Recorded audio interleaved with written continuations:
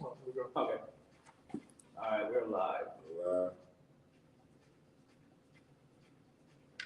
live everywhere. All right, we are live everywhere. I've been told we are live everywhere. Welcome. Good evening. We are here for our rebroadcast of the historic Africatown Plaza Groundbreaking. We'll be sharing that historic event, which is very exciting for those who were present and those who were not. We know we had some technical challenges with the stream that day, so we wanted to make sure that we gave our community members an opportunity to see it in full and also have an opportunity to just have a conversation about, this historic moment, but really the fact that it's part of a movement. And this is, again, just another project, another step that allows us to see that a future that includes us is possible. And so we wanted to come here and share the event, and then afterwards, have a bit of a conversation about, being inspired and the opportunities in front of us, and even some of the challenges in front of us, and how we can all, really bring our, lean in and just bring our talents and our skills and interests and commitments to really build the community that we're seeking to realize, one that includes us and doesn't exclude us, and is really able to center the beautiful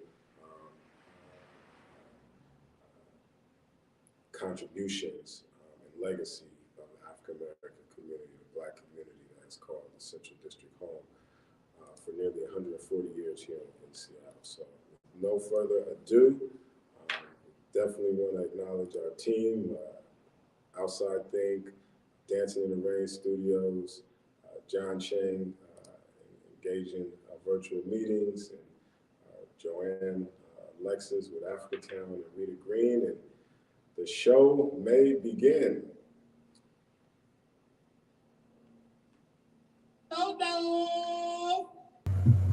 Fourth king of Oyo, or Alafin, Shango. At a time when his people needed help, at a time when they were being oppressed by the northern kingdoms, it was Shango who took the crown. And he told his people, don't worry, because never again will Oyo bow its head to another kingdom. So Shango empowered his people, he encouraged his people because he fought. And they said that Shango was able to call down the thunder, call down the lightning, and destroy his enemies. That story that I just chanted speaks about the great exploits of Shango, the one who climbed over the wall, the one who used the 200 thunderstones to kill and destroy his enemies, and who built a new society for his people. Hold up. I've been nagging, so I've been nagging.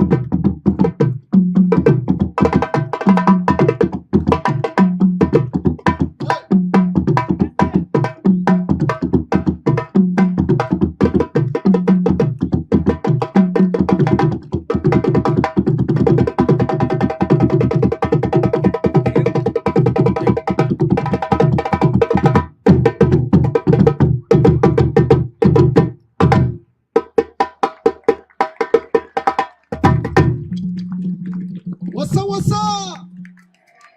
Thank you, everybody. I'm learning to just sit and let people do stuff for me. It's a process. All right. So, can we give it up one more time? Come on. Come on.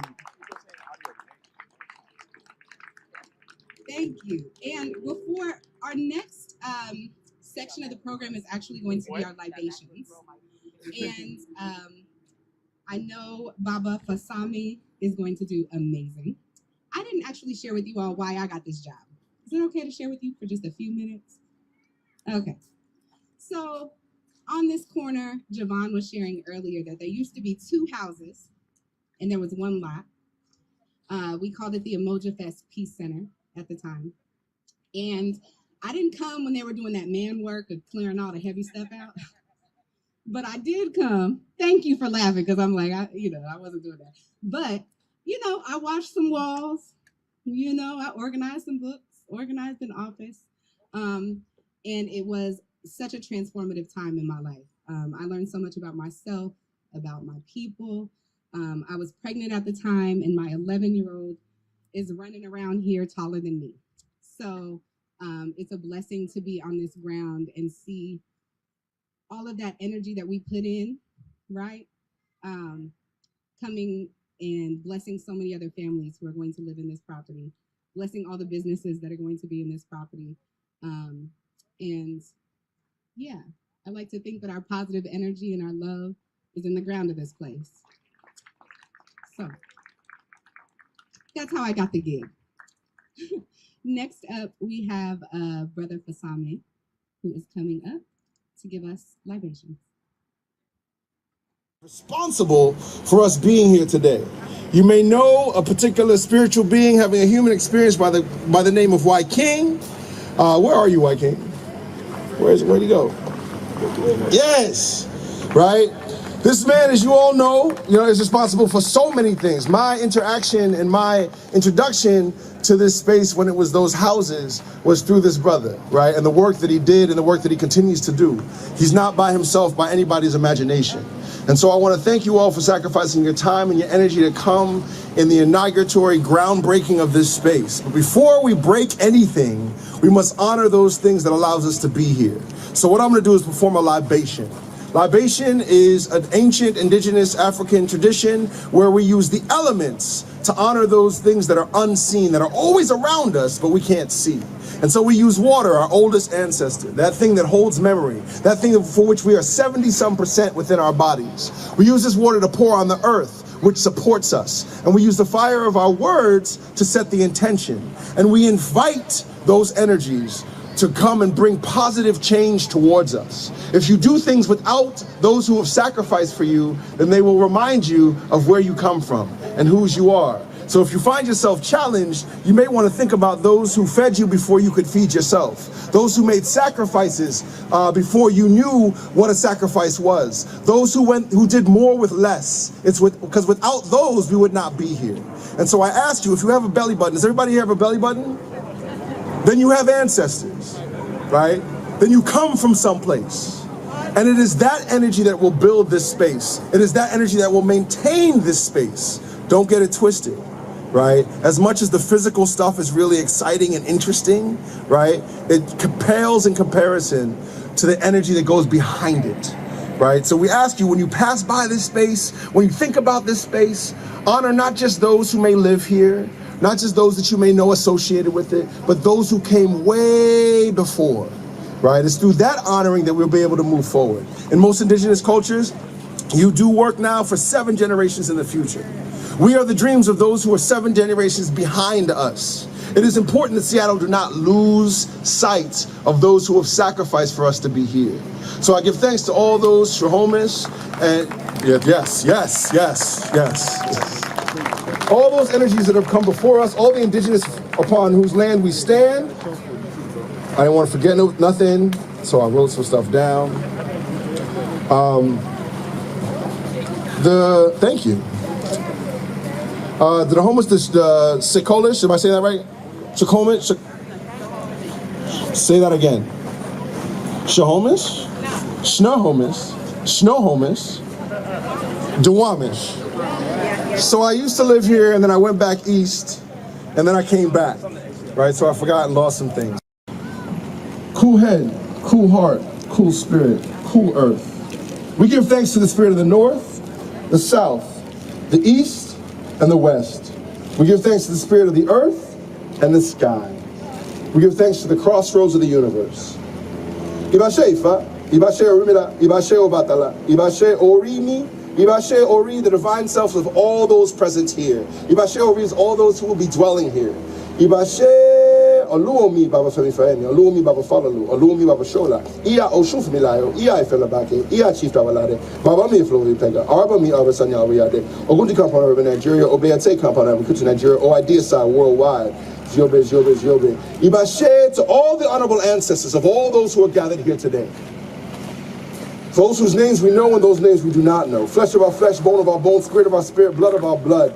Please come and join us in this space. Please come and support those who build this space, those who dwell in this space. We thank you for your sacrifices. Flesh of our flesh, bone of our bone, spirit of our spirit. Continue to work through us, to work with us. Continue to whisper to us, to continue to inspire us, continue to protect us. Continue to allow us to stand on your shoulders and your sacrifices. For nothing that we do, nothing that you have done has ever been in vain. We pray that you may always feel welcome in this space, that you will always help us to navigate all that we need. We give you this cool water that we may have cool heads, cool hearts, and cool spirits. We give you this water that we may always remember, that we may always amplify, that we may move forward in the spirit of health, light, forgiveness, understanding, power, and determination. Ashe, Ashe, Ashe.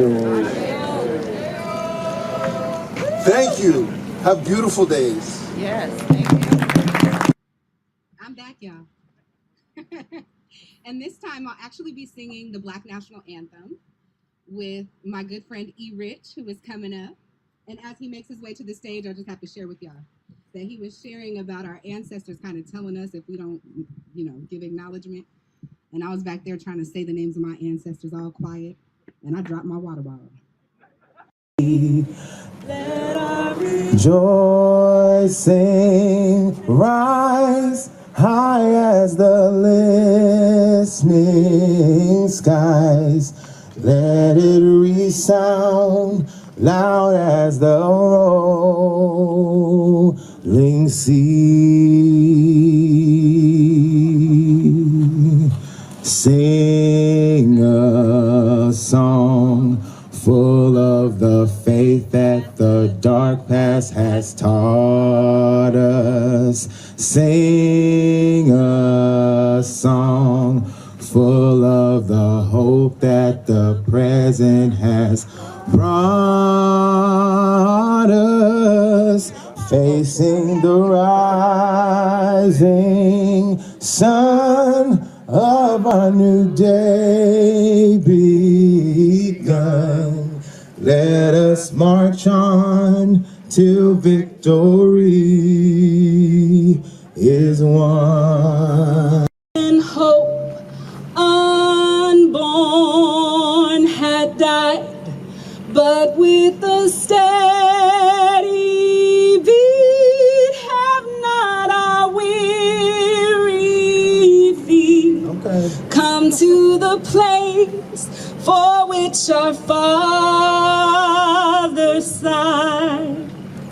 Now let me get myself right, because I just had this mask.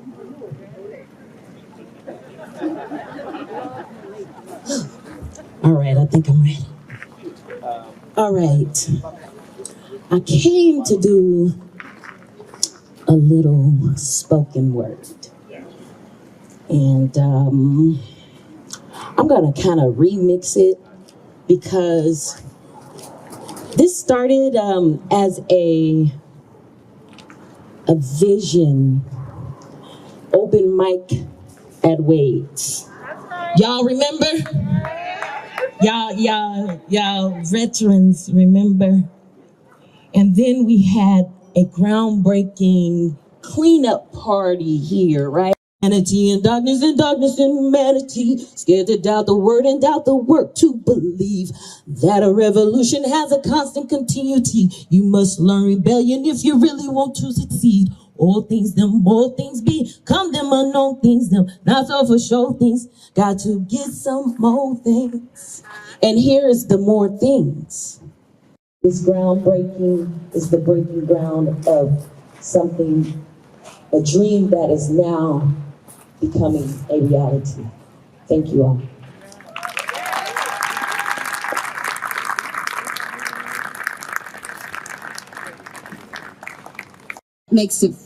For me, it makes it more important that I stay here in this community. 6 years ago, on the same soil where Midtown, as we used to know it, was, where you had the post office, you had Earl's, you had the 99-cent store, you had the laundromat. You know, one day I was sitting there and I was talking to Wyking in what was Black Dot at the time. And we were having a conversation about how things were changing here in the CD. And we were talking about what we could do to change it. So I said to him, what we need to do is buy the CD Black. And he looked at me.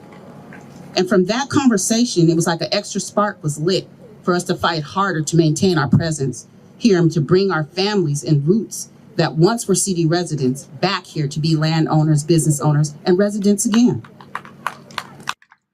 So what you're witnessing today is the efforts of the hard work, lots of resistance, and nonstop determination. ACLT is breaking ground for Africatown Plaza. Give it up for that.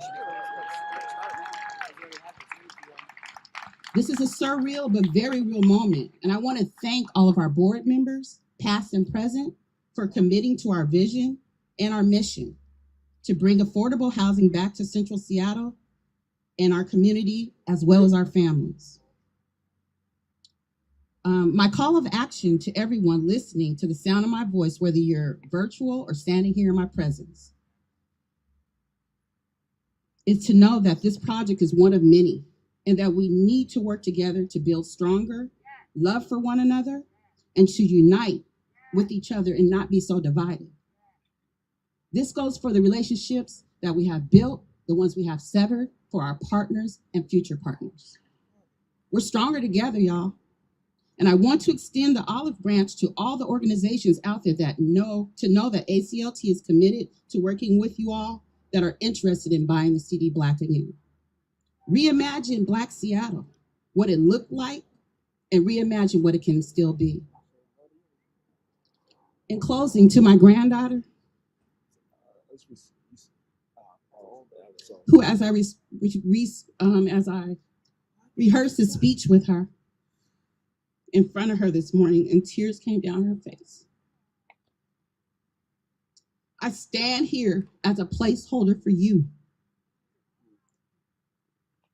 And my hope and dream is that you will stand in my place one day and continue to stand for equality, your presence to be known as a land and business owner here in Central Seattle, Peyton. She's 12 years old, she's back there. Sorry, I'm emotional because this has been an emotional ride. And in closing, we are always looking for volunteers, donors, and supporters. We are hiring staff positions, so if you're interested, please reach out to us at africatownlandtrust.org. And we thank you for being here and all of your support. Thank you. That was a remix. They threw a curveball at me. I thought it was Chris Parsons. Yeah. That's you, right? All right, Chris Parsons from the Community Roots Housing.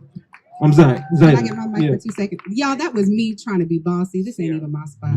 That's my fault. Okay. So I'm not Wyking Garrett. I am Chris Parsons. I'm the CEO of Community Roots Housing. Thank you all for coming here today on a Saturday. And I also want to thank all of the volunteers and the staff people that made this event possible, and the musicians and the other speakers that we've seen on stage today. Thank you all for making this event possible. I also want to just call out some elected officials who are here. I saw, Gurmai Zahili is here. Kristen Harris Talley, I believe I saw over here. former council member and Mayor Tim Burgess, and of course, our current mayor, Bruce Harrell. So if we could just have a round of applause for our elected officials here today. Thank you. We are arrived at a storied intersection. 23rd and Union marks a cherished corner in the heart of the Central District and the historical center of the African American community in Seattle. Africatown Plaza is Community Roots Housing's second culturally significant development in this neighborhood. It is not our role to lead here, but to be here in support of community goals and priorities. Developed in partnership with Africatown Community Land Trust, this is the companion project to Liberty Bank Building, which we opened in 2019. These projects were founded with a vision to maximize the empowerment of the African American community. By fighting displacement, fostering the community's culture and heritage, and by creating opportunities for Black-owned businesses to thrive, the project partners have aspired to rebuild the Central District as a hub of rich Pan-African community. Africatown Plaza builds on that vision while encouraging others to follow. This revitalization and reclamation of community is a testament to true partnership and community activism. But it is only the beginning. Righting the disparities of centuries is not a one project or one street corner endeavor. Righting the disparities of centuries will require more activism, more partnership, and more commitment from people like you. None of this would be possible without our incredible project team and partners, Africatown Community Land Trust, our design team, GGLO and David Baker Architects, Absher and MAD Construction Companies, Seattle Office of Housing, King County, Washington State Housing Finance Commission, Key Bank, Seattle Office of Planning and Community Development, Lake Union Partners, and Forterra. Thank you also to the private funders who supported this project through the collaborative Rise Together Capital Campaign, Bill and Melinda Gates Foundation, Microsoft Northcliffe Foundation, TWO Foundation, the Ariel Fund, Aaron Ferguson, and many, many more donors that I don't have time to name here today. At Community Roots Housing, we are honored and humbled to be a part of this historic transformation. We look forward to Africatown Plaza rising out of the ground as a symbol of the generations who came before us and for the people and the city for generations to come. Thank you. Here to celebrate excellence, resilience, community, and legacy. When I think about the relationship that I've been able to build with ACLT over the years, it first began with the Liberty Bank Building project. And for those of you who have not been a part of this community over the last 50 years, the Liberty Bank Building across the street was the first African-American owned bank in the Pacific Northwest. They opened their doors in 1968 because of redlining and because of disinvestment in this community. 54 years later, we are here responding to the displacement. For a long time, this hasn't felt like home, to be quite honest with you. But today I feel like I'm home. And so I'm really excited to be here. I thank Wyking for giving me the opportunity to be a part of this conversation, and just wanted to share that because, like I said, it's been a long time, and I watched this neighborhood change. I used to watch this block, these streets, back and forth, and I'm really excited about this opportunity. So now I'll put on my commissioner hat. It's my pleasure to be here today to celebrate this historic groundbreaking with the Africatown Land Trust and Central District neighborhood. This project is progress toward the call to increase ownership and development opportunities for Black communities in the area. We are glad to see a community-based design concept that creates space and serves as a base for families and community that has been fragmented by gentrification, and many of us have felt that. Addressing the deficit in affordable housing and beginning to right wrongs done to communities of color is the Commission's highest responsibility. That's why we are honored to have the opportunity to help turn this project into a reality through our role administrating the Federal Housing Tax Credit program in Washington State. The Federal Housing Tax Credit is our state's and our nation's most effective tool for building affordable apartments. We hope that this year, Congress will take a step forward for housing equity and expand and improve this and other federal housing programs. Congratulations again to Africatown Land Trust on this major milestone. I can't wait to come back for the opening and see many of your faces again. Have a good rest of your day. Thank you. Get my Christmas trees as a child with my family and celebrating this moment with you all today. So where'd Wilmar go? I just saw you and then you disappeared on me. Where's he at? Yeah, where you at? Yeah, I see you, Wilmar. That was slick. But aside from all that, congratulations again, ACLT. This is the second of many, many more projects. Hugs and kisses to you, Miss Margot. Excited to see you tethered to this work as well. Let's have a grand time today.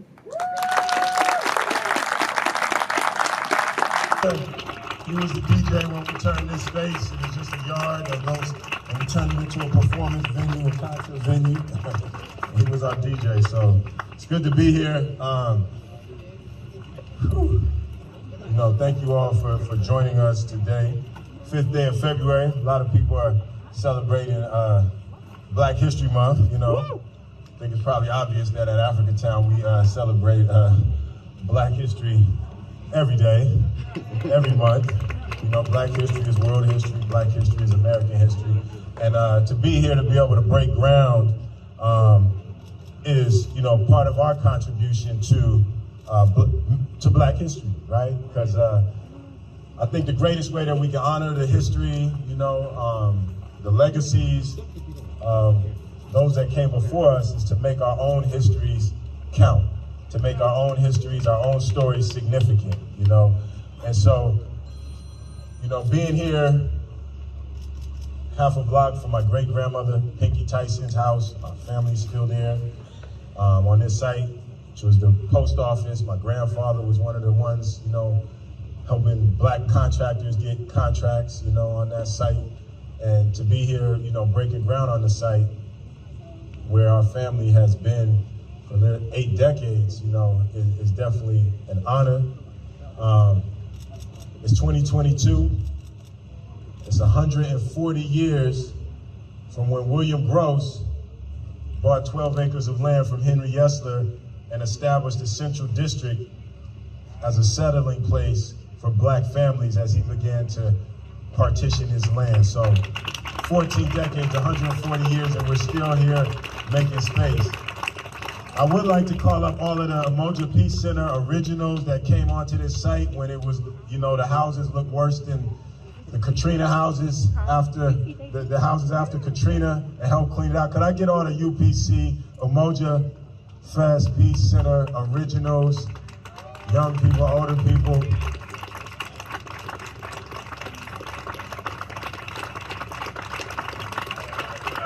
Because it was work. It was work.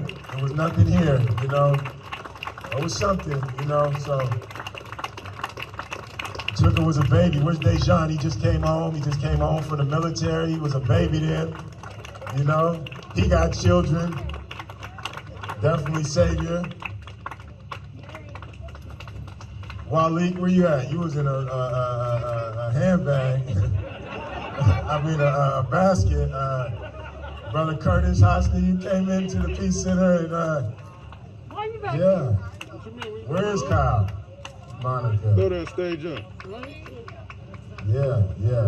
This is what it takes, because this is a moment, that represents what's possible when people come together. I heard my name called a lot, but I'm only standing here because of all of some of these faces here and some more. So just some acknowledgements. for those who have helped us reach this momentous moment. Tom Bangasser, you should be here. Tom, come on up, Tom. Tom Bangasser of the Bangasser family, who managed this property for many years and supported keeping the rents affordable for Black tenants, and embraced the vision when his family was ready to sell that it should go into Black ownership. And we were strategizing to get the whole block. We weren't able to get the whole block, but we were able to get this part in partnership with the transaction with Lake Union Partners and Forterra and the city of Seattle. Where's Savior? Savior? Okay, so Savior's birthday was yesterday. That's our brother Savior. So 67.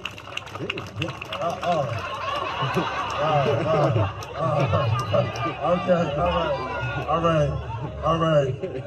And you know, I don't know if Earl is here and Lamont, but this was part of how this came to be.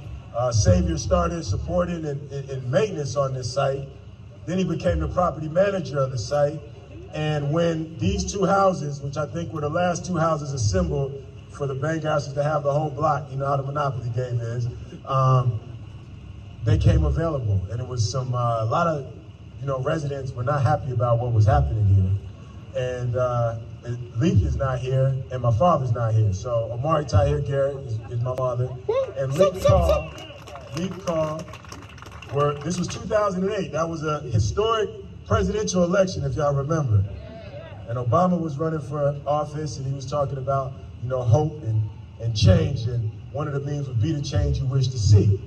And so in the wake of the African American Museum not fulfilling the vision of providing space for our young people to create, we said, well, let's just take our energy and demonstrate what we want to have for our young people. And so Savior came, and my father and Leaf came to Savior to find offices for Cynthia McKinney, who was also running for president on the Green Party ticket, and they wanted to have the campaign offices in the Black community.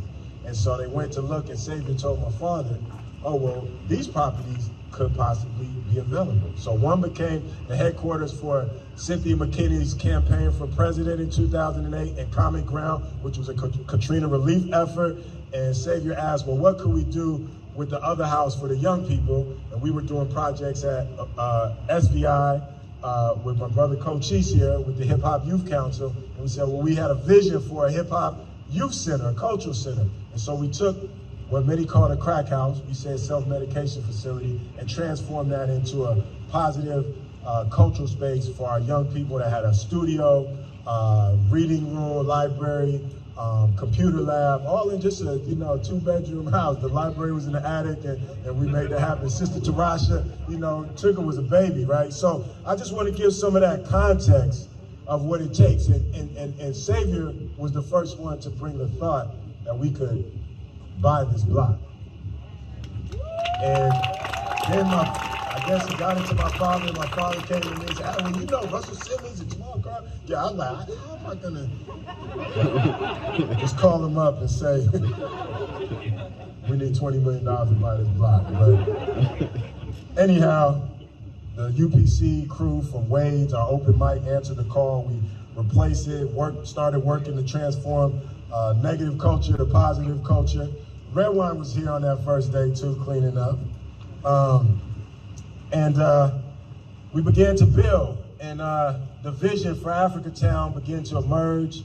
Architects Donald King and Sharon Sutton, esteemed Sharon Sutton, they ran a studio at the University of Washington with the Union Street Business Association to say, what would this look like if it was a Black-centered design? Not just Black people in the space, but something that centered our unique experiences and journey when we designed the space. And they gave us our first visions, and then we came to begin to formulate around that.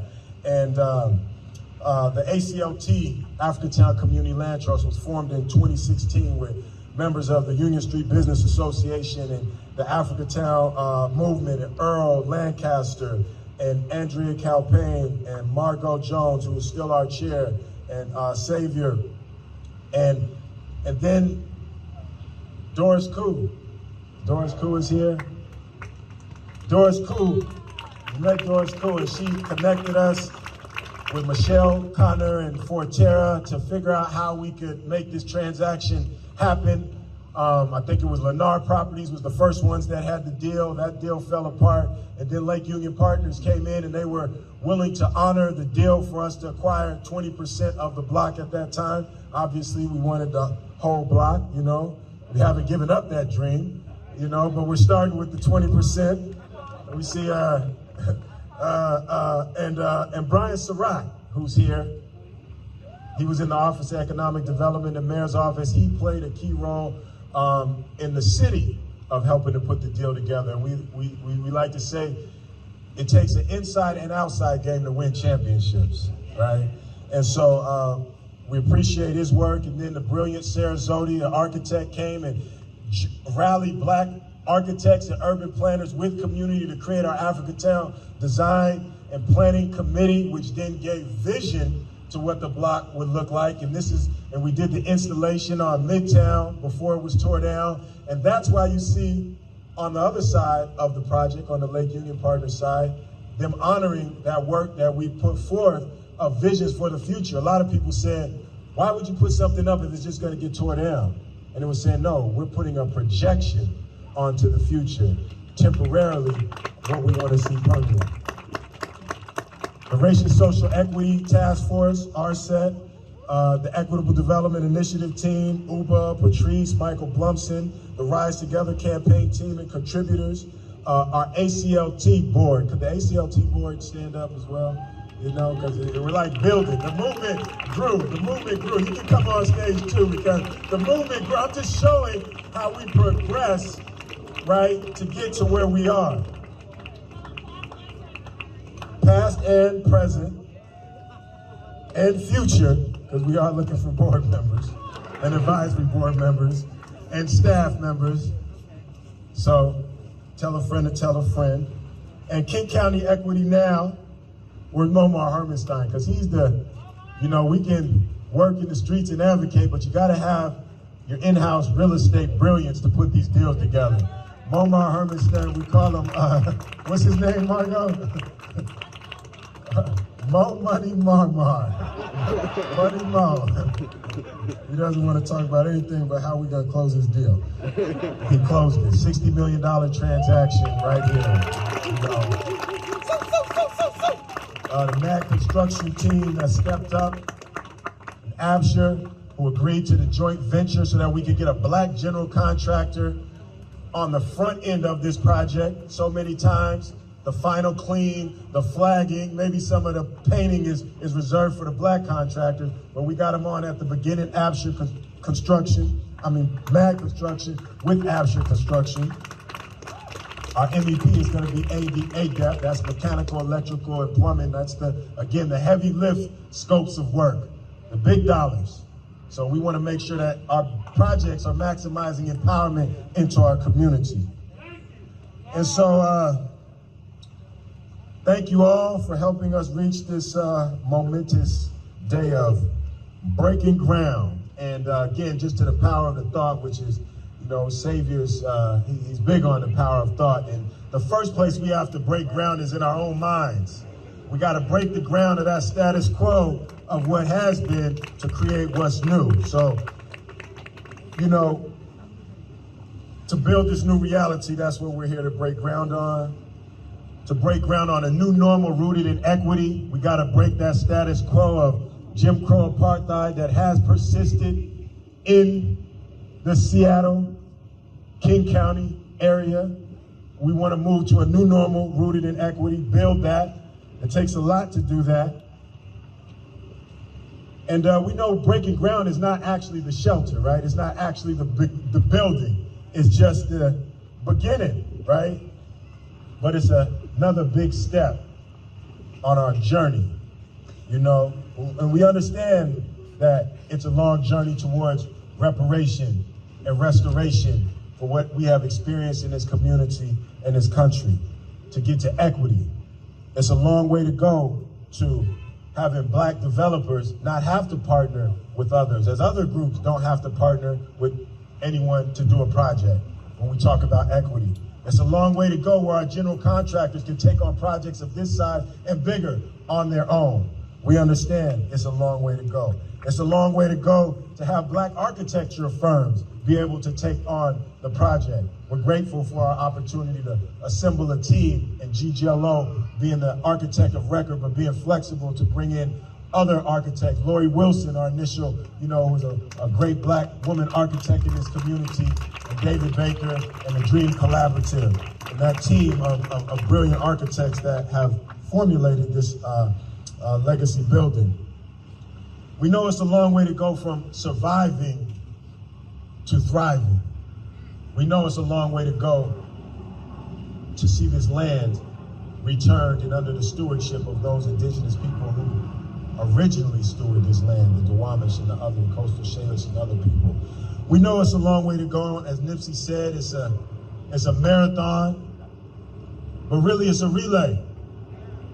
And we're really taking the baton and we're running our leg of it. And we know that's a long journey. We know it's a marathon, but just because it's a marathon doesn't mean we can't pick up the pace, right? And that's something we have to do, is really pick up the pace. And I encourage everyone that's here, whether you're in government, you're in private equity and banking and development, that in the spaces that you are, you're breaking ground to build a new normal rooted in equity. You're moving forward to what type of city we want this to be. Let's pick up the pace. It's been 500 years. It's a long time coming. One of the best things I think you can do is support Africatown in its struggle to maintain and develop thriving black communities in the Central District, Seattle, and the region. And to struggle against anti-black racism that still persists in so many of these spaces on an institutional level, not a people level, an institutional level, structural. We have to still break up that ground of status quo so that we can build new realities, so that we can build a world-class community that's reflective of the communities of the world that have made this city, and not stay on a trajectory towards a world, a one-class city. So today, I thank you for joining us, all of our elected officials that are here, all of our community members that are here, all of our partners that are here. We're breaking ground, 14 months, we're gonna take over the whole block, hopefully we'll be out of this pandemic.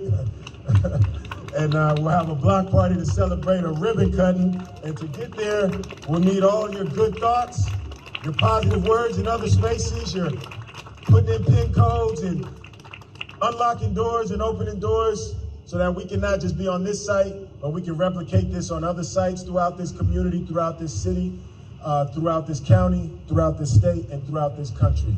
Thank you. See, Wyking sort of messed up on something. He inspired us. He took us way up here. We could only go down from there. Wyking, you're supposed to be last. But I have a few things to say. Thank you for the gift of inspiration right now. I wanted to say, I listened to Sister Margot Jones. Thank you for the gift of inspiration when she said she is a placeholder for the next generation. I will share with you a few thoughts, and I'll be brief, because I was getting a little cold, and I was looking up here and thinking, are we going to continue to be lucky? We know what lucky is, when preparation met opportunity. You prepared, you seized the opportunity. I come before you as the mayor of Seattle, and I want to share a few things with you. When Sister Nicole Bascom Green, who I didn't know very well personally, I know who you are and the work you've done, and I told my wife, Joanne Harrell, sitting here, I said, I think she's a spoon. As soon as I saw her, the grandparents she talked with, I basically lived in that house, because they always had a pot of something cooking. And why do I tell you that story? Because this is our community. This is our community. The anti-racist platform, the anti-displacement platform. We are making history.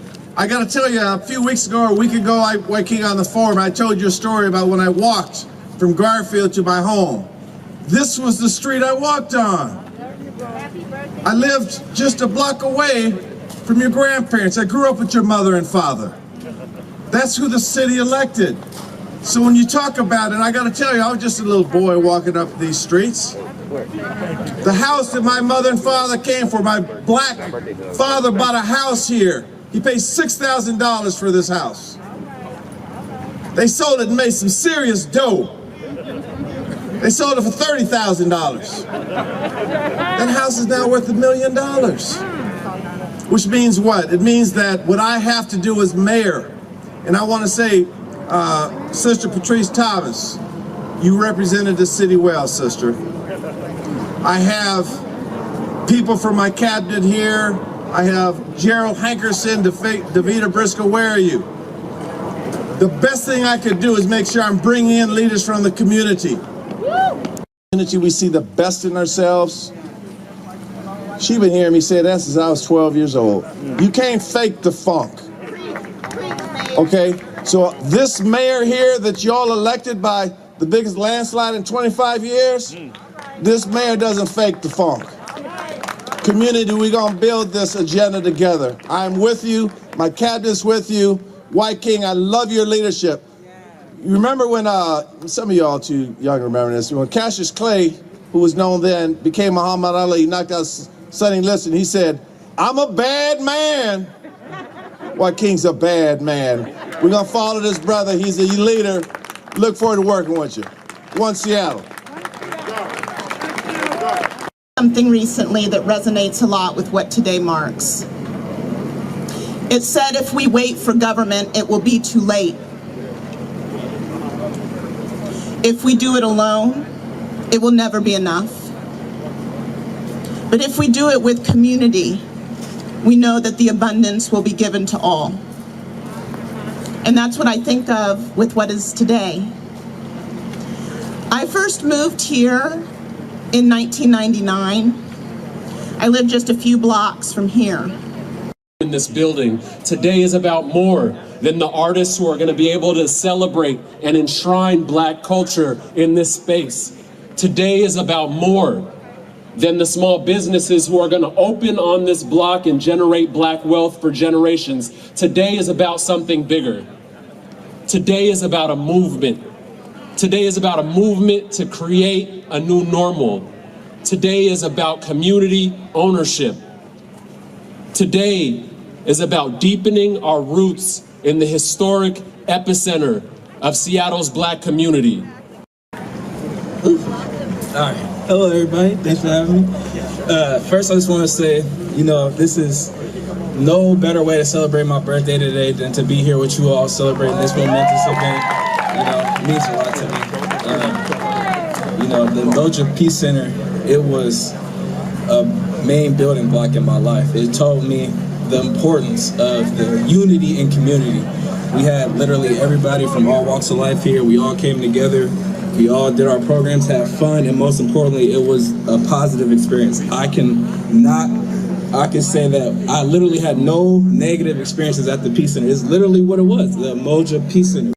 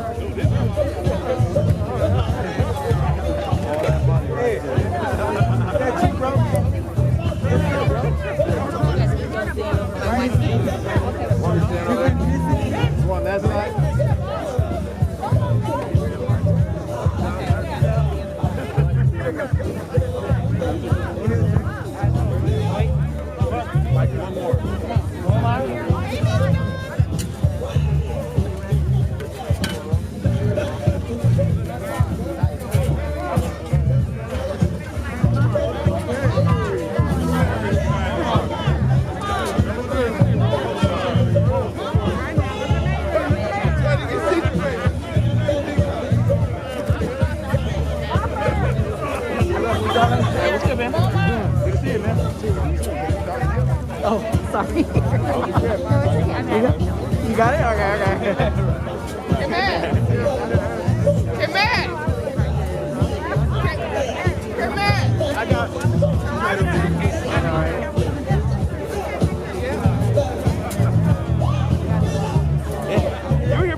The other one too. Oh, sorry. Remember that? How you get that?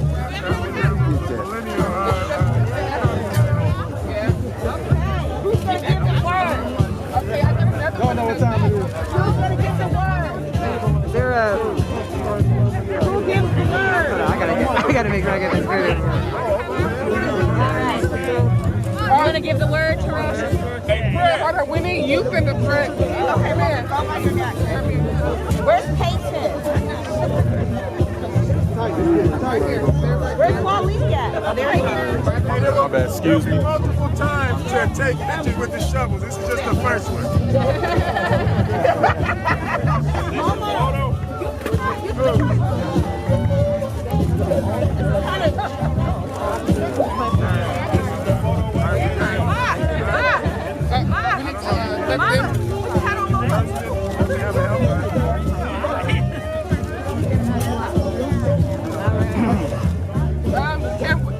Can we move back a little bit so that the actual photographers? Let's make space for the I know. No worries. We both trying to get the same shot. I know. So we can just get some space. Yeah, can you guys move outside the balloons for us, please? Outside the balloons. Yeah, like keep going a little more.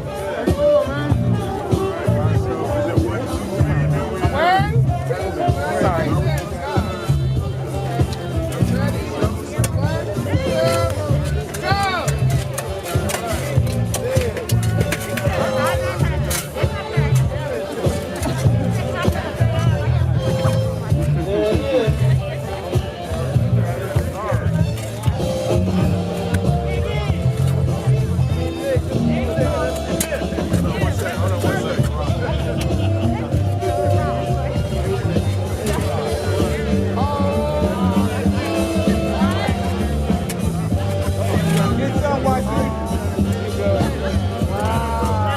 Maybe because I'm a video person, but we need some cheering out here.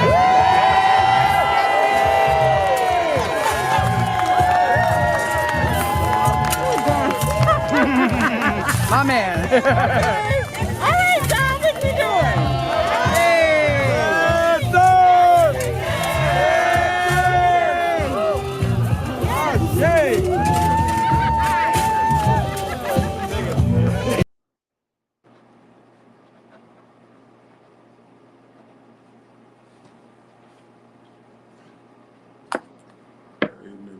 Good evening. How are people feeling?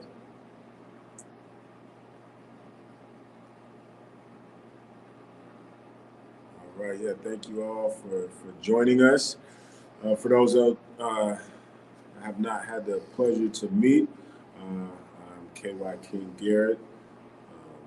Currently have the privilege and honor of stewarding Africatown Community Land Trust as president and CEO. I'm also a third generation community builder from right here in the Central District of Seattle, Africatown. And thankful to be able to share this. Yeah, please do turn on your cameras if you're joining us for this conversation.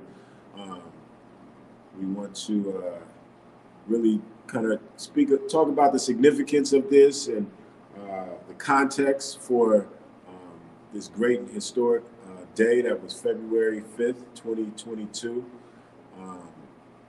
We want to honor, for sure, Dr. Carter G. Woodson, who was the founder, who was a great scholar, author, educator, and the founder of what was Negro History Week, which became Black History Month, which allowed us to, many of us, to get back to celebrating not just 1 month, but throughout the year. We honor great Black history, making our history great. That's the greatest way we can honor our great history, is to make our history great. And we like to think that our work here at Africatown Community Land Trust and the larger Africatown movement is giving honor to those who came before us, who paved the way, who established and made this community. People like William Gross, who was the pioneer that established the Central District as a settling place for Black communities 140 years ago. People like D. Charlene Williams, just so many, you know, it's a very long list. We want to talk about what does the future hold. You know, we had our groundbreaking ceremony, but we're a little delayed. As we know, the construction workers, the concrete workers are on strike, you know, to address their pay and situations like that. So, yes, we want to, you know, talk about Africatown Plaza, you know, 14 years in the making since we got to that site in 2008. And we're breaking ground. It'll be 14 months once the construction begins. We will see 126 units of affordable housing and commercial space, community space, and Africatown Community Land Trust offices will be there. So we want to just have a conversation today, answer questions, and really engage around, you know, what does it mean to have a thriving Black community in the Central District in Seattle, and other places where Black community have also resettled here in the region. So yes, any initial thoughts or questions? Can we talk about the larger Africatown movement, relationship between Africatown International and ACLT? Yes, the larger Africatown movement is an asset-based community development initiative. It really starts with the richness of the Black experience here in the Central District and really throughout the country and the world, and the positive contributions that have been made as a foundation to build a future of thriving for our community, facilitating the community to be able to grow and thrive in place. It's a comprehensive community development strategy. Africatown Community Land Trust was formed to acquire, develop, and steward land to really create space. But we know that buildings don't build community, and so people do.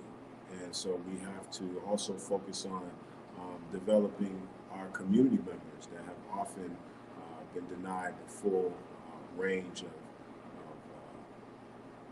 development opportunities to whether it's for businesses or for through education. It takes a lot to build a thriving community. So there definitely is Africatown Center for Education and Innovation, which is focused on, again, creating culturally responsive, community-based education solutions in our community. There's Black Dot, which is our co-working and incubator space focused on supporting our entrepreneurs to launch and grow viable business ventures in the community, as well as both, you know, for-profit as well as nonprofit social enterprises. There is many other organizations that we are also connected with through an ecosystem. A thriving community could never be the product of one organization or one successful business.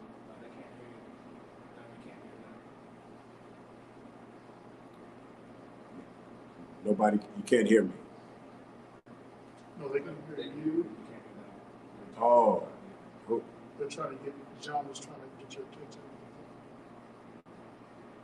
So is your speaker on, or? Can you hear me? Yes, I can hear you. Okay, I can hear you now. Aha, okay, great. Let's see, was that Karina in the audience? Did you have an additional comment? Let me bring Karina up with you. Thank you so much. Here you go, Karina. Remember to unmute yourself.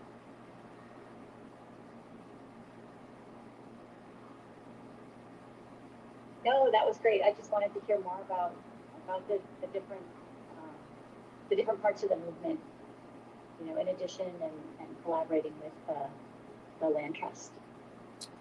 Yes, and the land trust is really about, you know, making the space, right? For anything to exist, there has to be some space. So we're about, you know, creating the space, holding the space for, you know, our businesses, for our, you know, organizations, for our gathering, for creatives, artists, technologists. We're currently, actually ACLT is in the process of renovating the former Fire Station 6 on 23rd Yesler to be the William Gross Center for Cultural Innovation and Enterprise, which will, again, focus on really cultivating the genius that always exists in our community, the entrepreneurial spirit, the innovative and ingenuity, you know, making a way out of no way. That is definitely something that has been integral to the Black experience, definitely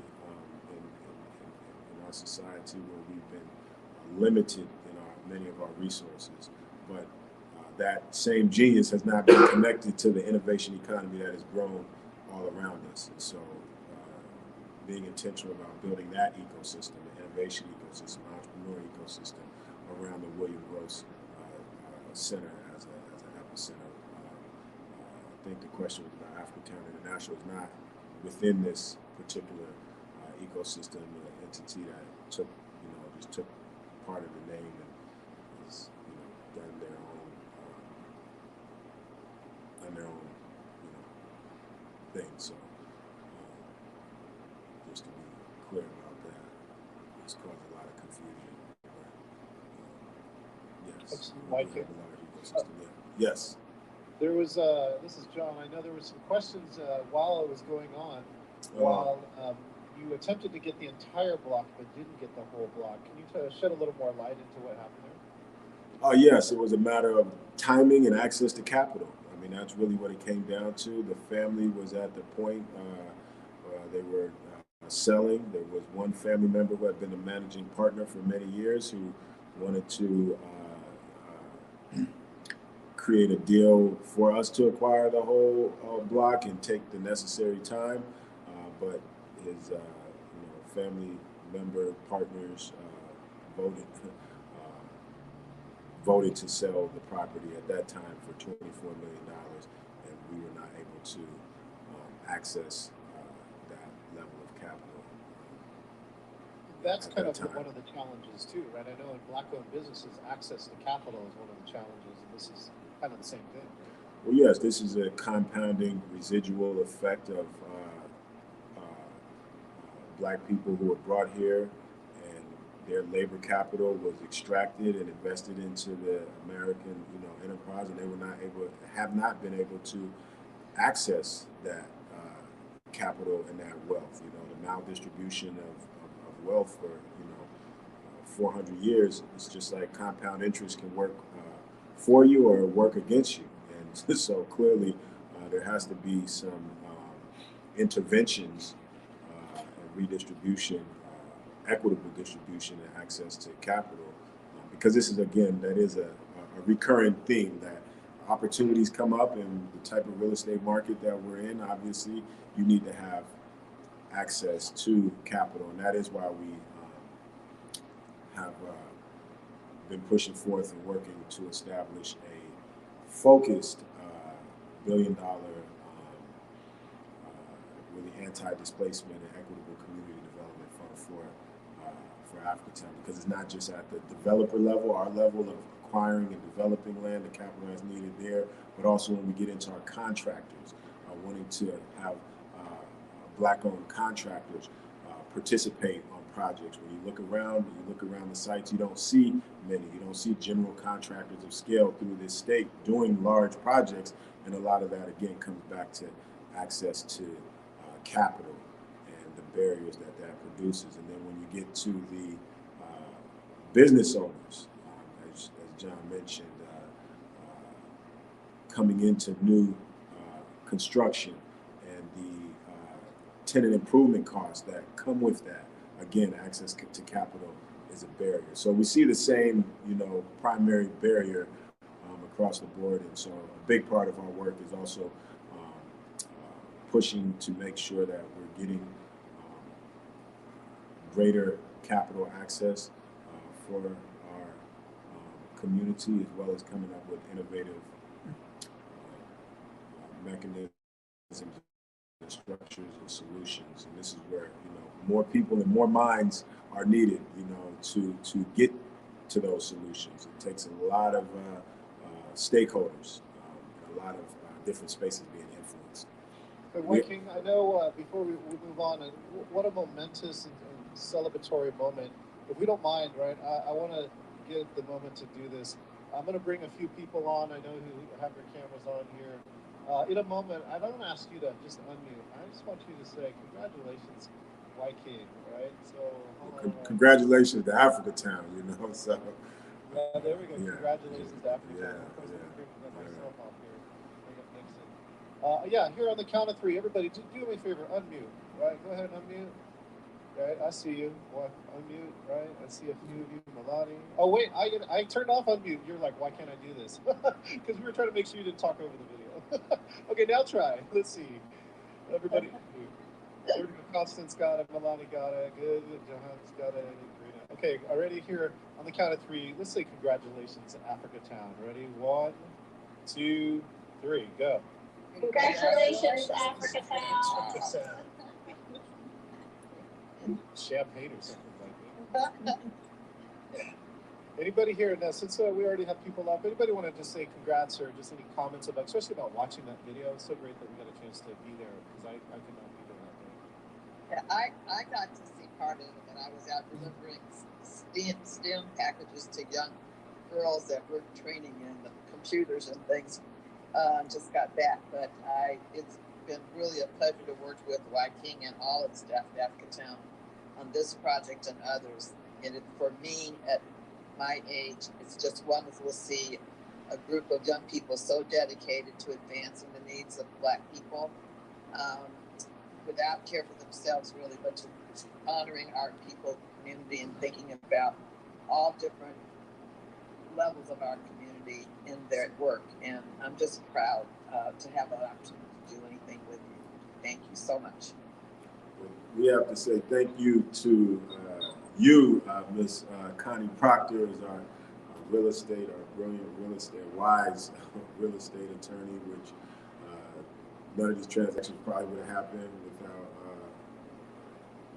her wisdom and commitment to working with us. And Connie has been doing this Miss Proctor has been doing this for many, many years. And so we are fortunate to have someone who helped design some of these deal structures. And we are able to, again, when we talk about standing on the shoulders of giants and really taking the baton, to have people like Ms. Proctor to be so enthusiastic about giving us the insight, and giving us the benefit of all those years of experience has really been a blessing. And we definitely need more of that in our community as well. That's a big part of, continuing and progressing. So thank you. It's been a pleasure working with you. Yeah, I want to take a moment also to congratulate Wyking and Africatown, keeping their eyes on the prize. I'm glad you mentioned Attorney Proctor there. She has really been a soldier in the battle that we all been going through to survive in this world under all this oppressive regime that you talk so eloquently about. I do want to mention that it's been a pleasure to see you grow from a young, energy-filled person in the community to this great man that has not lost his roots and whose vision has come to fruition. I can remember talking to you as a young man. You were locked in from the beginning. And I like the way that you're connected in the community, Wyking. You really, you live in the community. You're working. You're not just a figurehead, but you're right here in the heart of everything. And I tell you, I'm not sure what the future is going to hold for us. I'm because the CD is not what it used to be as far as the Black community. And without us having a community, we really don't have a history. So I thank God for what you're doing to hold on to the legacy of all the people that have come before you and that will come after you, and bring us all together to do this great work. We can't do it alone. And I believe in not just, I heard the mayor talk about one Seattle. We're really one America. We don't get treated that way sometimes, but we are all Americans. And I'm looking forward to the day where we can actually walk proudly and demonstrate that. So thank you for all you're doing and everyone who participated. Yeah, thank you. Henry, for your service in the community. You know, I think in 8th grade, and you were my introduced me to video editing and production at CAY with the 4-H program, and yeah, so I've never stopped having enthusiasm about video production, and also, I mean, I think it would be great for the people to hear about your work as a developer, the challenges and barriers that face, because it's you know, it's pretty consistent, you know,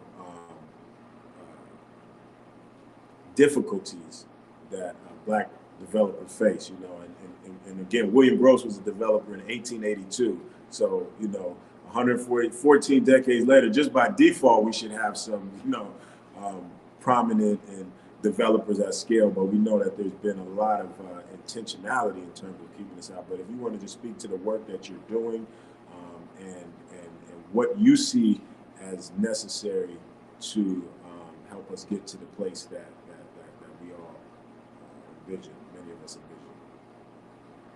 Sure, thank you for the opportunity to do that.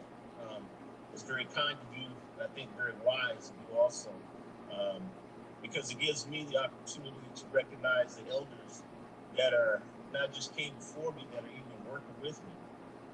All I can say is, oh my God, and you know, Wyking, even you growing up, you've seen a lot of people that put programs in place, you know, people like former council member Larry Gossett. We talked about William Gross. There's a rich legacy, even your grandfather, your father, Attorney Proctor, and many, many more. I can't list. It's just Seattle has a huge legacy, and it has global impact. But I tell you, one of the things that comes with it, and when it comes to the struggles, I cannot tell you how valuable Connie Proctor has been to my family.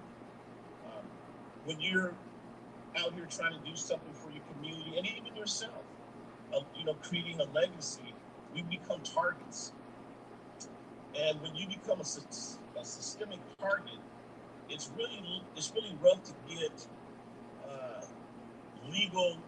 fair legal treatment, reparations, and win lawsuits, because you're in a system that works together. But I tell you, it really doesn't stop us. It makes us even more resilient, but it also helps us all become agents of change, because we can't just walk the talk. And I'm not just talking about us. I'm talking about us as a society, as a city, as a county. We have to walk the talk, not just talk the talk. We got to walk the talk. So when people need help, we cannot turn our backs on each other, no matter who needs the help. I've been working as a developer for quite some time. It's ironic that you spoke about 2008. Attorney Proctor can tell you about 2008 and some things that we've been battling with over in the West Seattle White Center area on a project, as well as our family property in the Central District there, not too far from the Liberty Bank building. It's an education. I'm always told you're going to pay for it one way or the other, whether you go to school for it or if you learn from the school of hard knocks. But I tell you, I stay hopeful because I'm seeing the evidence manifest from hope of, you know, projects like what you've done with Liberty bank, the ACLT, and now the Africatown Plaza. And so I'm hopeful that we're going to get to a place to where we can get back. And I literally say get back what we had. At one time, I'm over 60 years old now, but I didn't work for anybody outside of my community until I got to be almost 30 years old. We had black contractors, we had black developers. Shoot, we even had our own black transportation. Some of y'all might remember the mini train system when we were dealing with discrimination here in Seattle and unfair treatment. We created our own bus transportation system.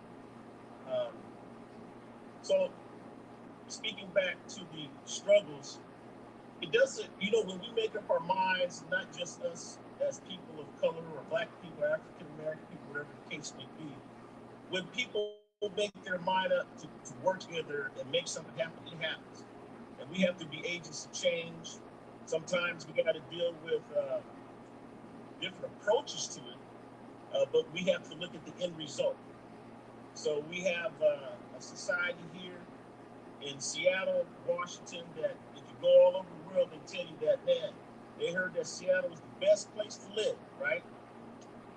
So now we're in a position of we don't want to lose that per se, because that's a good classification. It brings in a lot of money, a lot of people, a lot of ideas, but we don't want to be displaced in the process.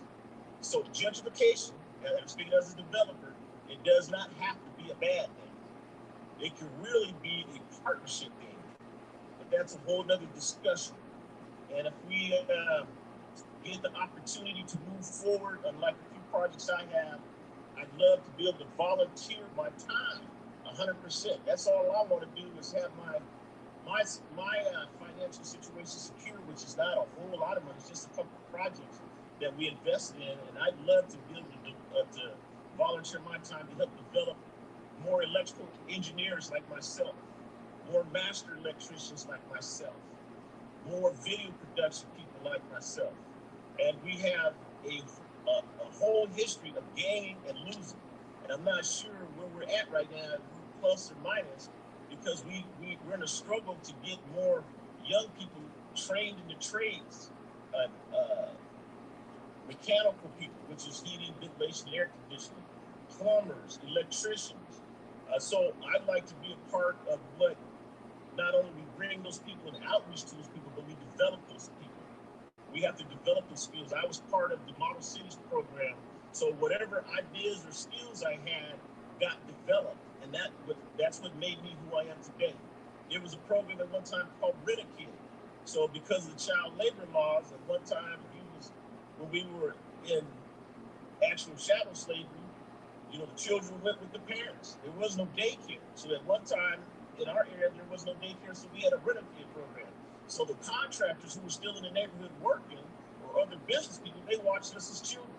Even if we had to go to a park, and that's where the Black Panthers started coming in. They provided meals, breakfasts, lunches. We as a community work together, and we're doing some of that now, but we do need help because we get attacked. Don't forget, we live in a place where you got people who antagonize, people who just don't want to see us succeed, whether it's jealousy or it's whatever they believe in. Maybe they believe that we're taking something they had, but we are in a place to where we can move forward if we move together. So I just would like to thank everybody just for giving me a couple minutes to vent. And before I go, I'm also president of an organization called the Washington State Coalition of African Community Leaders. And I wouldn't be doing ourselves right if I didn't mention that we have a diaspora that we need to be tapping into, not just for intellectual capital or financial capital, but for that spiritual capital. Because we've been harmed to the point well, it's a whole other story, but that harm is real and it scars. You can see it in our health, in our diets. I mean, some of us are, if we're not leaving too soon, we're getting old, but we're getting old and paying unnecessary healthcare positions. But I tell you one thing, all things work together for the good of them that are called, right? And you can say for the mission, for God's work, for whatever religion you're in, but it does work when we work together. And so let's just keep up the good work. And I'll be looking forward to speaking with you, anybody, especially you and Wyking. We always talking down there. Definitely you, Connie, and some others on here, Mark and Nixon. But the work is not done. We're not even close. We're not even close. And thank you, John, for what you're doing, facilitating and you know what, let me say this too. This Zoom is a great idea. Since this is one of the benefits of COVID. We're now moving up in technology, right? We've had this for a very long time. There is no reason that we cannot connect and do things globally. I believe if we were up to speed in this, we probably wouldn't be watching the Ukraine debate. How long you been going? Can you imagine in 2000? It was like 10 minutes. Anyway, when I set myself up for it, yeah, snatched the mic, We're saying in closing. So don't forget that. And thank you. And I believe we're all here for you can't put this stuff in a movie any better. I think this is divine intervention. We're all here for a reason. And let's leave a legacy together. And let's keep everything positive. We can be difference of opinions, we can be difference in actions, we can be difference in incomes, but we know that we all are going to have to work together on this plan. And thank you. Thank you for those words and context, Brother Henry. And yes, I see Sister Martha, who's Martha Lucas, the Executive Director of the Washington Coalition of African Community Leaders here as well. So yes, I mean, where are we? We're excited to be breaking ground. We're always excited at our groundbreakings and our ribbon cuttings to be winning, a battle. But there is context. There was a story on King 5 earlier this month that it was reported that the Central District is now less than 10% Black. And so despite all of the work that we're doing, we know that this work needs to be scaled. It needs to be expanded to create balance as the city is growing, and I do think it continues to be a state of emergency that folks really need to lean in. I do think that the projects such as Africatown Plaza and Liberty Bank and there are other projects that are happening, other community members and organizations that are developing. I know First Day of Me has the Bryan Manor, which is going to be redeveloped. And affordable rental is part of it, but we also have to look at affordable home ownership and ownership solutions as well. And this is where, people really need to, people are needed to lean in, to talk to your elected officials. I was just watching our new Secretary of HUD, Marcia Fudge, who is from Cleveland, Ohio. She's expressed that this is the work that she is looking to see get done. But I know that, again, people have to lean in and keep pushing, right? Nothing happens by itself. There's, it's like a tug of war, and some people are pulling in one direction and others are pulling in a different direction. So what? We have Martha Lucas with us. Hey, thank you so much. Number one, a huge congratulations. Obviously, when you're organizing community, when you're working for the larger group and not yourself, it takes a lot of sacrifice, Wyking, and it takes a lot of visioning and staying focused on the vision. So I just want to, number one, recognize you for all you've done to keep us connected and to keep us in this city and in Seattle.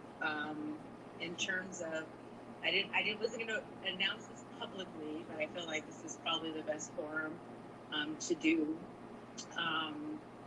As you mentioned, we have living legacies in our community, and we're going to, definitely we have a board of election with WASCO, or the Washington State Coalition of African Community Leaders, at the end of March.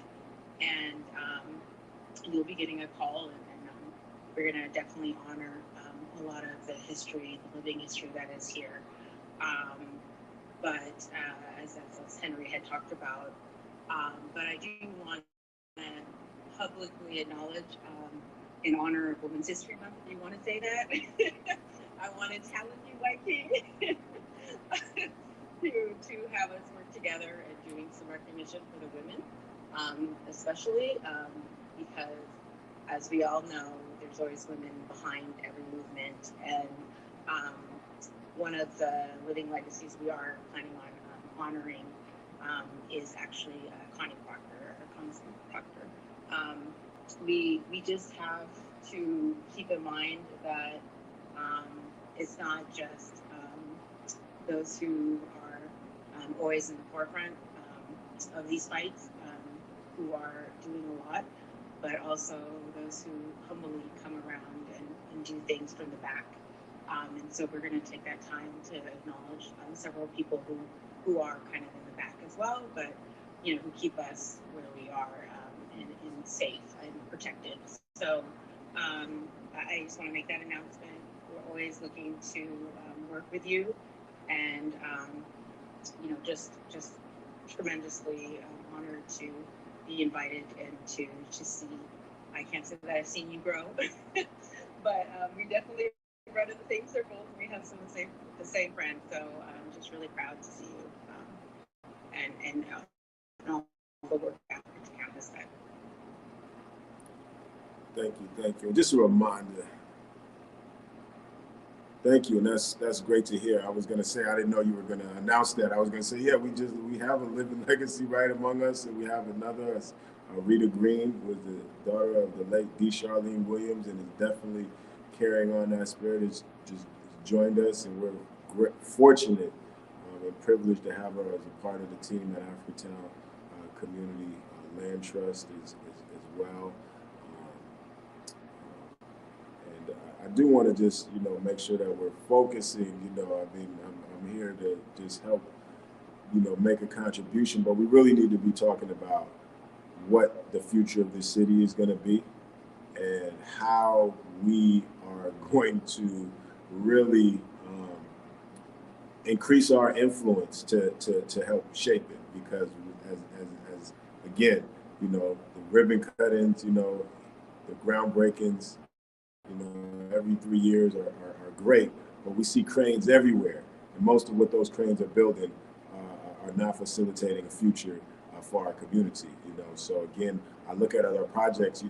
Many people were completely hopeless, right? And didn't think anything else could happen but what was happening. And I hope these are just a little bit of a spark of light, that if more of us leaned in, we could create more of what we need and what we want to see. I do think that we have to embrace our power, more. A lot of times we default, but it's all just people, people and ideas and who's working together better, who's more organized, often determines the outcome. So again, everyone here has various different networks of influence, and if nothing else, we have a voice. We have somewhere I think we can send an email, right? And if you make the right call or send the right email to the right person, things happen, and that is how you see a 7-story building being erected at a site where we started off without any capital, just people power, transforming what was considered a crack house into a youth-focused cultural space. And 14 years later, we're going to build 126 units of housing. Most people had completely forgot about Liberty Bank. Like, it wasn't even a thought on anybody's mind, right? But because, initially my father, once the Key Bank left, he put up the sign, Liberty Bank. He put it back up on the sign and nominated for a historic landmark. And then we began to mobilize around that. And now we have that living legacy, right? It's not just a plaque or a monument, or it's really a living monument that's facilitating access to economic opportunity, which is what Liberty Bank was initially established for. We have a new restaurant, Communion, right? A longtime culinary entrepreneur from our community, Christy Brown, and her son, Damon Brown, and they opened this restaurant in less than a year. They're recognized as one of the 12 best new restaurants on the planet Earth, right? And have made other lists now up for, I think, a James Beard Award, right? And so, again, our work is around making space so that this brilliance, which is not an exception, I really think is the rule in our community, but oftentimes there just hasn't been the fertile soil, there hasn't been the space for the full expression of the brilliance, of the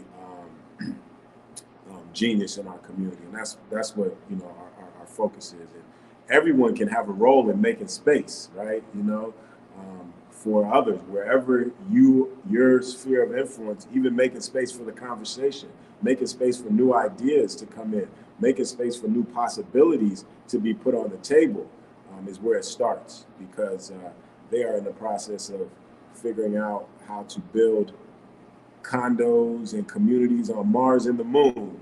I think that's a little bit more difficult than figuring out how to maintain communities and allow communities to grow and thrive and place right here on Earth. You know? So, Wyking, I just want to let you know too, Michael needed to go, but he said, thank you for broadcasting the groundbreaking ceremony and for the great work that you are doing for our community.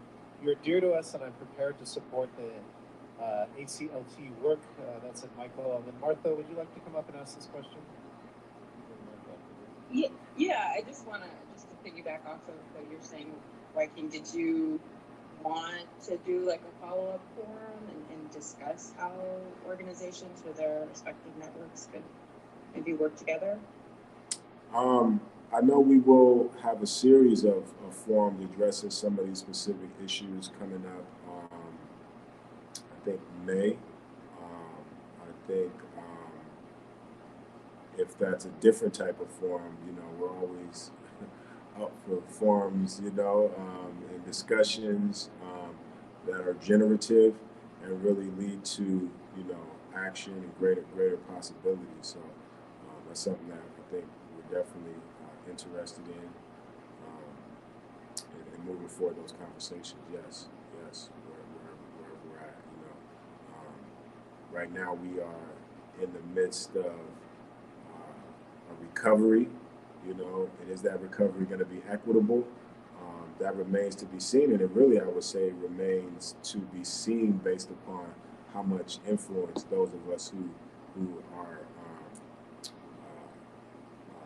focused on equity can harness, right? And there's things going on right now in Olympia around cannabis equity, you know, and how our communities were ravaged by, you know, the war on drugs, and now, you know, others are making millions of dollars on those same corners, right? And so that is happening, things for people to pay attention to.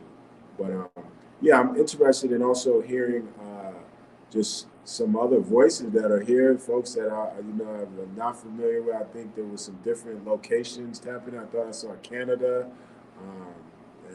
That's interesting, you know, and just what folks are thinking. And I would definitely like to hear from Ms. Proctor about, you know, what needs to be done for us to really kind of scale the work and have the impact that is necessary. I got Nixon, who's got a question for you. Oh, sure. Then thanks again for Wyking, and congratulations everybody for what you're doing. This is awesome. I think you're asking Connie the same question I'm asking over here. Really trying to find out what we need to do or some of the overarching strategies you may have that will ensure that this project can pick up and they're not running short. How do we bring in the right talents? What do we need to do? How do we partner just to, you know, drive stability and success? That's really key. And again, I just want to recognize you for all the work you do in the community. I've been working on and off with Martha, with the coalition, as well as the community of color. C3, I was the accountant for a while, and so I bounce between organizations here and there, but just to let you know, I'm here to help in any way I can. And for this meeting, I'm interested in knowing what are some of the overarching strategies you have in place that would ensure that we have some action items we can go out with. Thanks.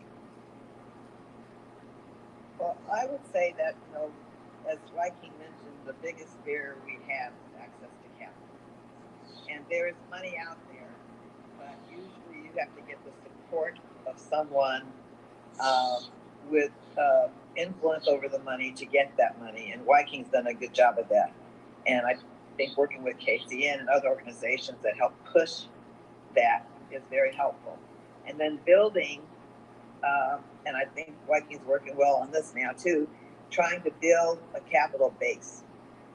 Trying to have enough money so that when we do these projects and we look for bank or city or county financing, we don't have to bring in another entity, an entity we don't control to partner with us.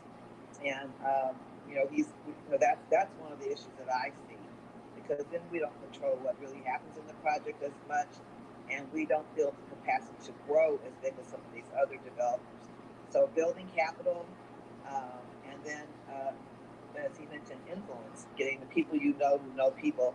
Today I was at a funeral service for the most wonderful man, George Fleming, who did a lot. I mean, he actually set up the Washington State Housing Trust Fund and did a lot of other things in the state that many people don't know. He was an African-American state senator.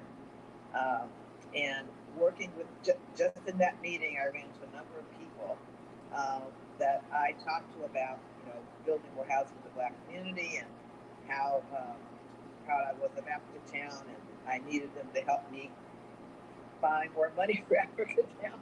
I'm sure they didn't want to hear it, but I know that matters.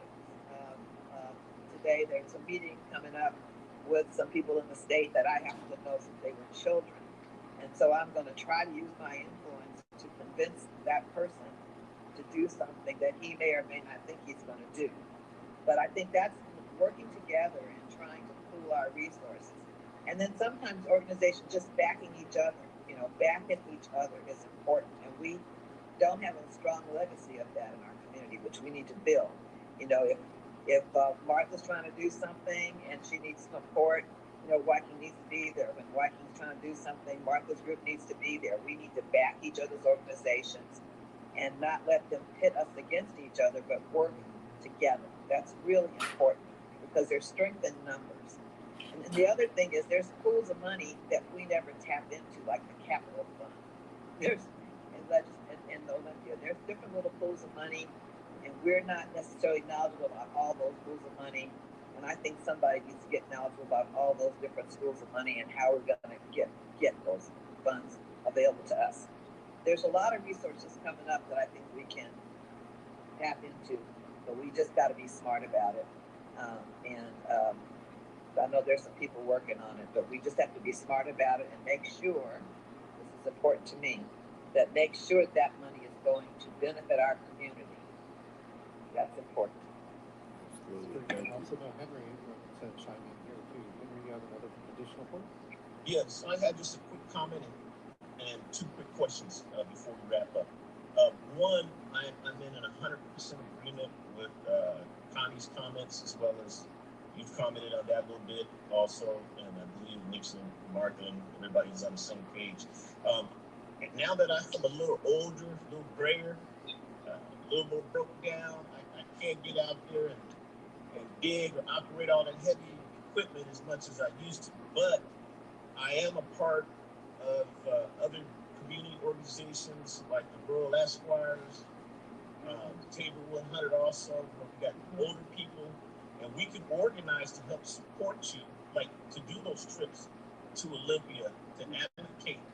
And now that we're a little older, we should have a little more time. It's difficult sometimes because that's part of that systemic oppression sometimes we too busy trying to pay the taxes of the property, or like you mentioned, compound interest. Oh man, that's a killer.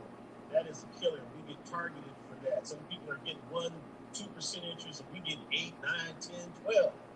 And anyway, but my comment was, let's get together, utilize, and not just us as elders, but we bring, we multi-generational people. You know how the family works.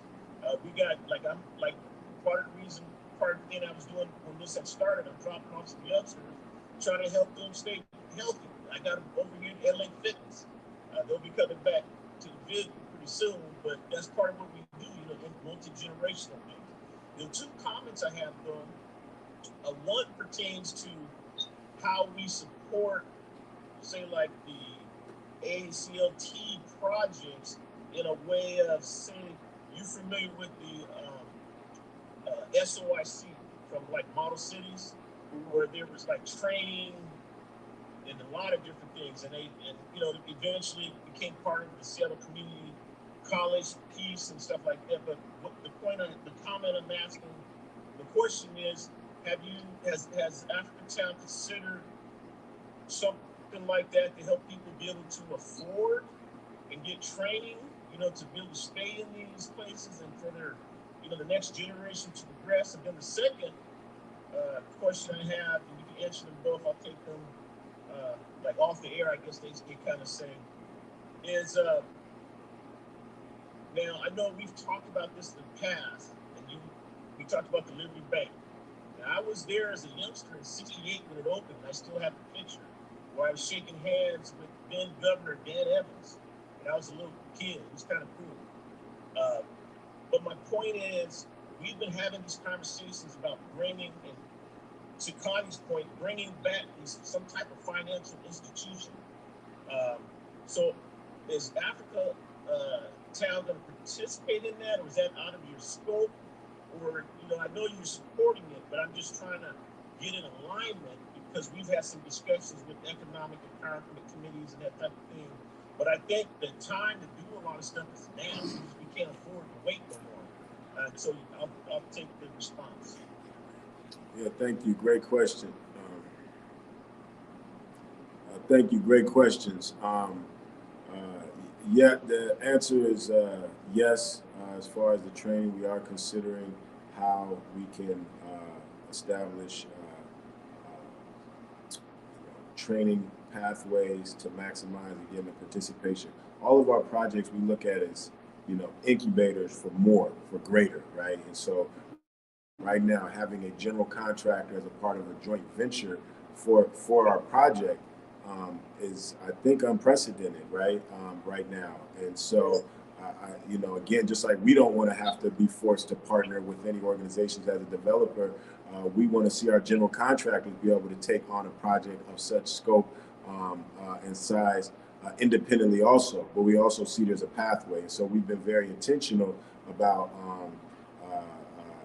being innovative to get a structure so that they can participate on the front end as a general contractor, and not just as, flagging and, final clean and those things that are usually left over. And through that process, then they are bringing on subcontractors and then workers also, right? And then they need, a pool of good workers, with work ethic, that are able to get the job done.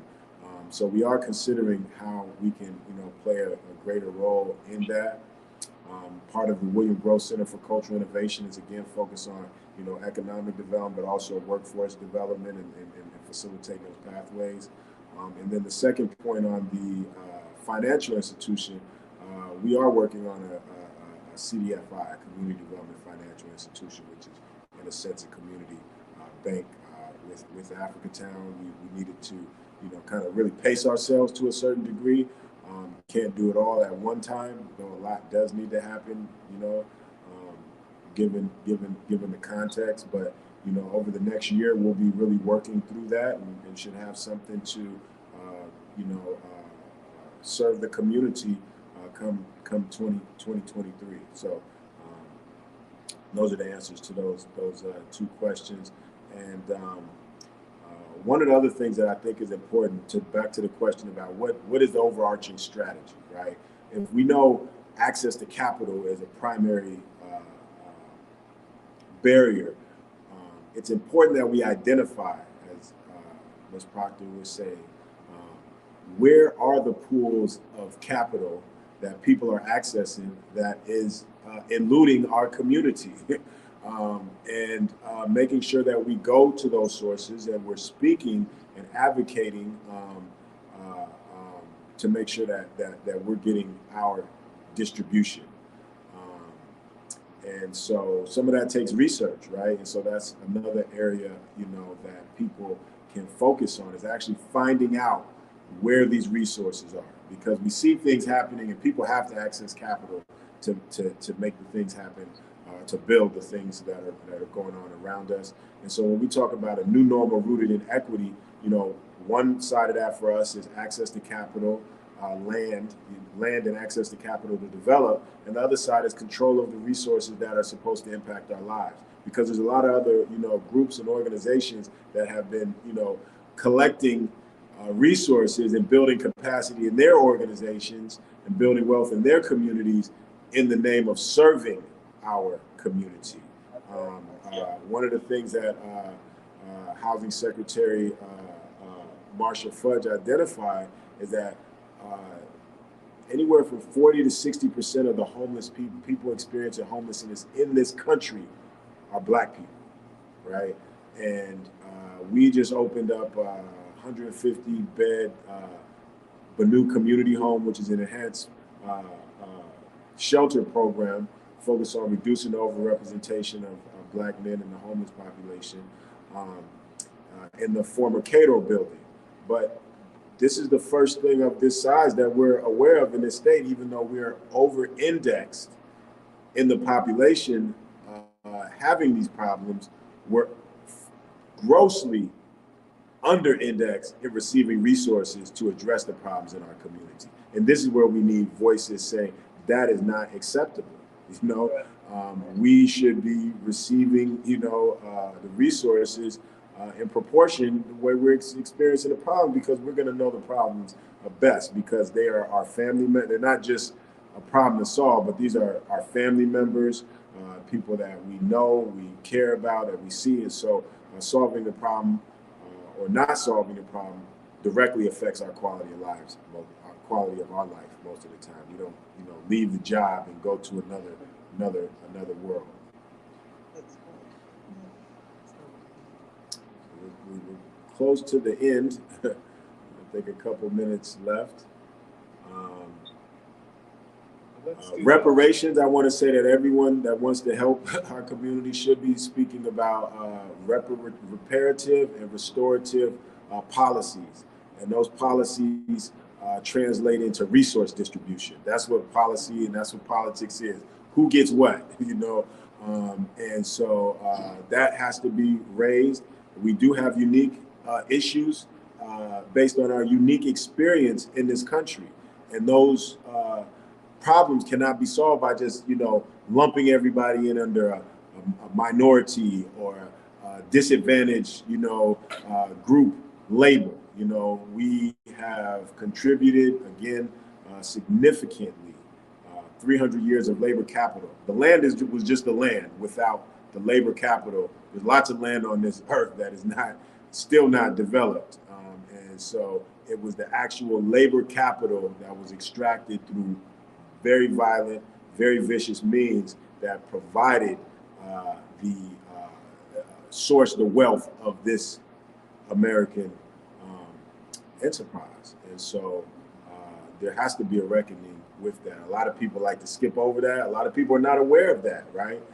And I would encourage folks to read a book called Black Labor, White Wealth by Dr. Claude Anderson, because it helps you get clear about what the problems are, and so that we can be clear about solutions, because a lot of times we're getting non-solutions, and this is why the problems continue to get worse in our communities and society, and the status quo is persistent.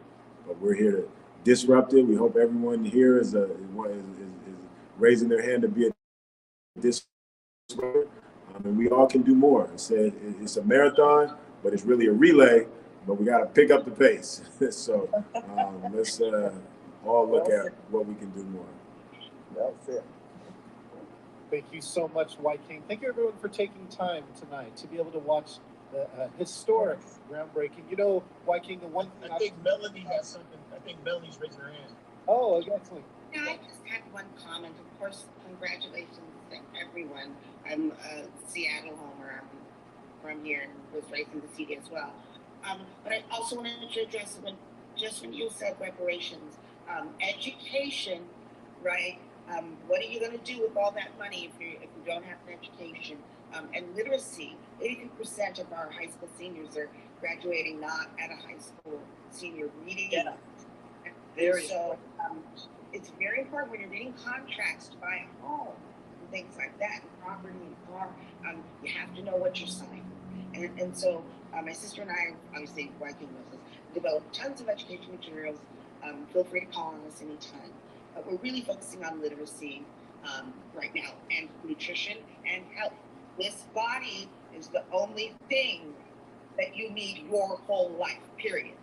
This thing is the only thing that you need your whole life, period. And it is, it's fed with food, air, and water. Some people call that infinite intelligence. And I think it is so important that as we are stepping into a whole new reality after this sort of biblical plague, that we remember, never forget, education, intelligence solves every single problem we have ever had, and never caused a problem, and that this body that we live in will hopefully be taken care of. Thank you all so much for your time and energy towards this. It was so necessary. I can't believe y'all got this done during a pandemic.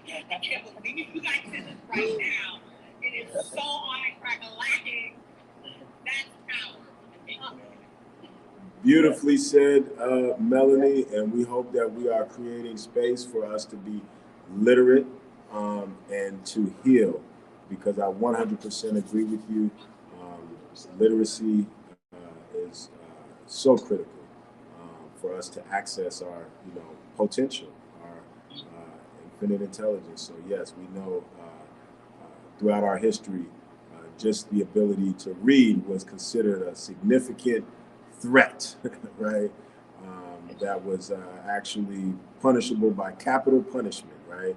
Both for the person learning and the person teaching, right? So yes, we must be literate, and we also must be well and healthy. And again, for us, a thriving community definitely includes both of that. And again, our work is to create space so that those reading groups can happen, those exercise and nutrition, can happen. So thank you for lifting that up. Thank you, Wyking. Okay, what I was just thinking about too, Wyking, we can't wait for all of us to gather again for the ribbon cutting ceremony when this opens in Africatown. So with that, let's all of us give the Zoom ovation to Wyking and all of the Africatown team. We thank you all for joining us tonight. We hope you had a great experience here, a great conversation with Wyking. On behalf of Wyking and everybody at Africatown, thank you and good night. Stay safe and be healthy. Thank you all.